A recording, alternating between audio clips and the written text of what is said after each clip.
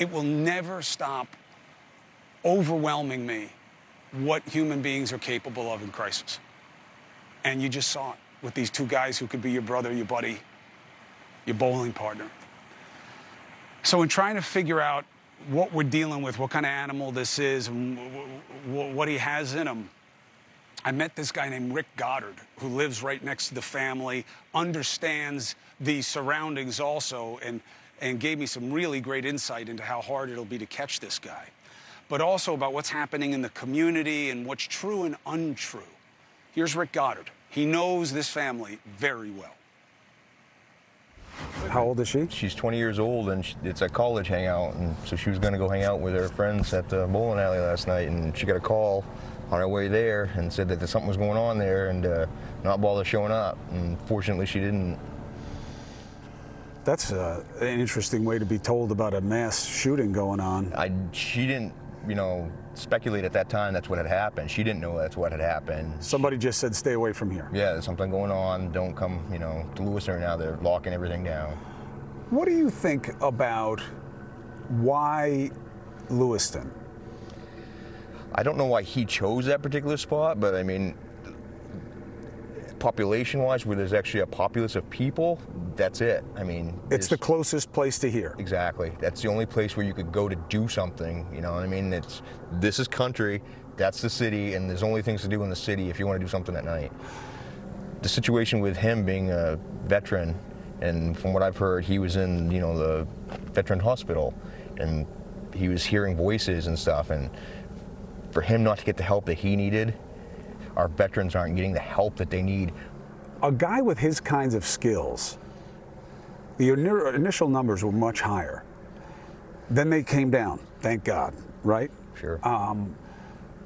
The kind of weapon he had, the kind of ammunition he had on him, and the time that he had, it almost speaks to him having targeted specific people, because he could have hit a lot more people with the amount of time and free reign he had. From what I saw on the press conference, at 10:30 this morning, whatever, it showed that he was mainly targeting males.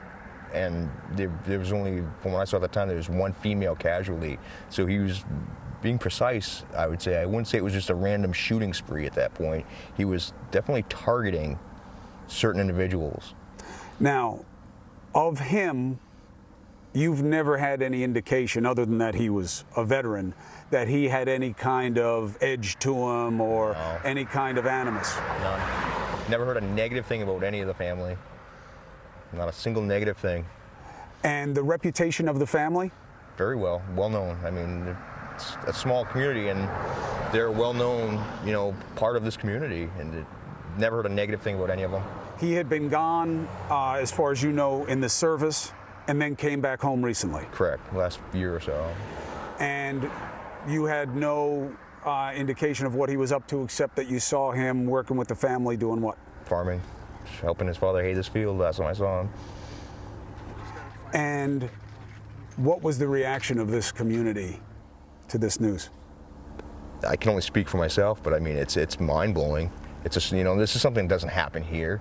And why would this ever happen here? It doesn't make any sense. If somebody ends up in that kind of a mental crisis, it doesn't happen here, and it did, and it really hits home. The way family works around here, if anybody had contact with him, is this the kind of situation where you turn the guy in? Or is this the kind of culture where you protect him, hide him? I wouldn't dare say. Personally, if it was my family member and that happened to me, knowing it's never going to end well, I'd want them to turn themselves in, because if they didn't, it's going to be so much worse for them. I mean, it's never going to be a good situation how this is going to end, period. It's not. I mean, there's no good outcome for this for him. Or for them. Or them. For the family, it's unbelievable what they're going through right now, I'm sure. Reports that locals say they were well known and known by reputation that give them their space, stay away, including him. I wouldn't say so. I mean, as far as they like to take precedence in keeping the land private so that they can hunt on it, because of problems they've had with other people coming and doing things on their land that's inappropriate, you know, stealing, etc. And so they've posted their land to keep other people off of it. Other than that, nothing. Never heard a negative thing. And you've never been intimidated by them or worried about them or anything? Absolutely not. By no means. By no means. They're good people. It's what makes this so unbelievable, and so it's hard to fathom what happened to him mentally to cause this. You think that's what it was? I'm not fully knowing his whole military history, but if he was in actual combat and he has PSTD or whatever, I can't imagine it's anything other than that. But you never heard that he was dealing with illness? I never heard any negative things ever. I appreciate you. Hey, thank you for watching.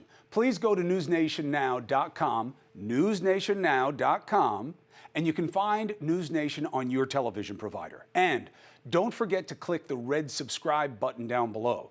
Then you will get more of News Nation's fact-driven coverage.